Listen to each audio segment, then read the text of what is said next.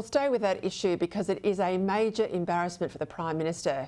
His much-hyped meeting with Donald Trump abandoned today as the President left the G Summit meeting early due to developments, he says, in the Israel-Iran war.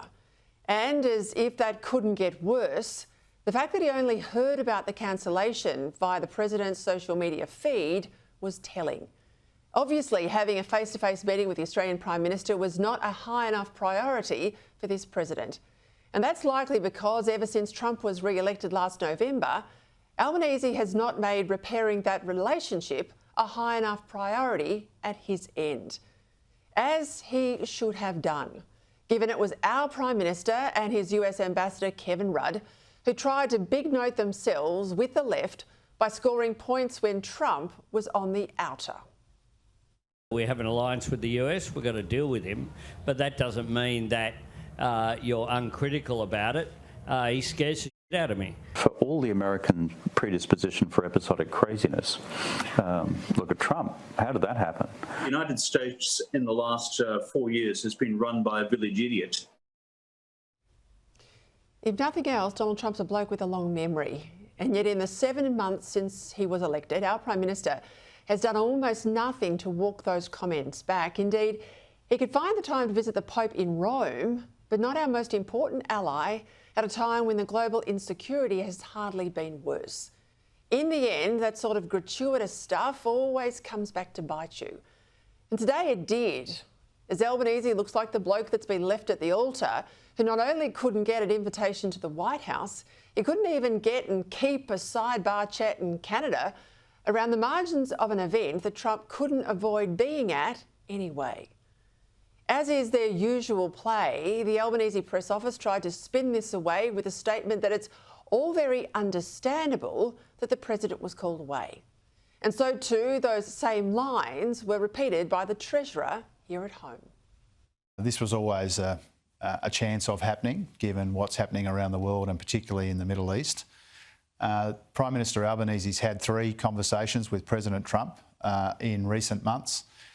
We'll continue to engage in the usual way, but I don't think it's especially surprising. I do think it's understandable given events that are unfolding in a really dangerous part of the world. Understandable. Well, that's clearly in the script, but understandable it is not. Diplomatically, what's happened is a shocker. And that fact was quickly picked up by former Ambassador, now Liberal MP, Dave Sharma.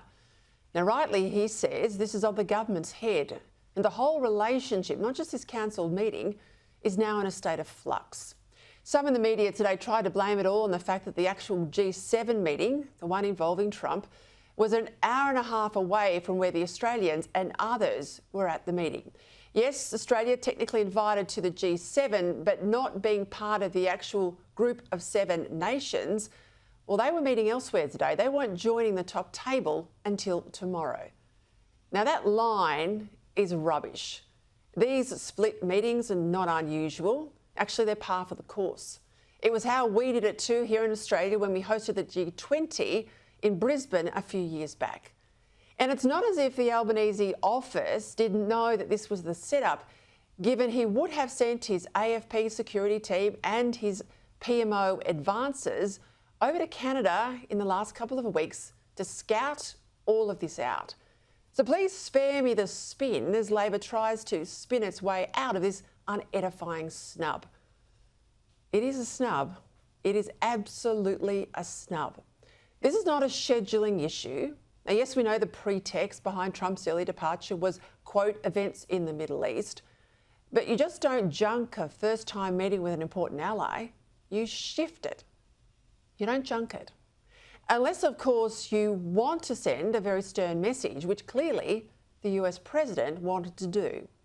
But while wiping a bit of egg off his face, I think the Prime Minister actually had a lucky escape here, because he could hardly have got through a formal meeting without having to justify the unjustifiable, namely his government's culpable neglect of our military preparedness at a time of unprecedented danger.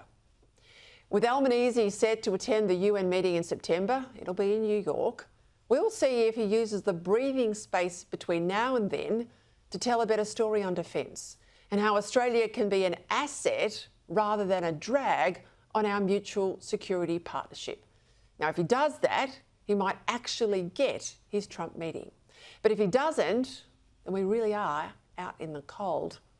And this is not the time we would want that, given China to our north and the parlous state of our military team.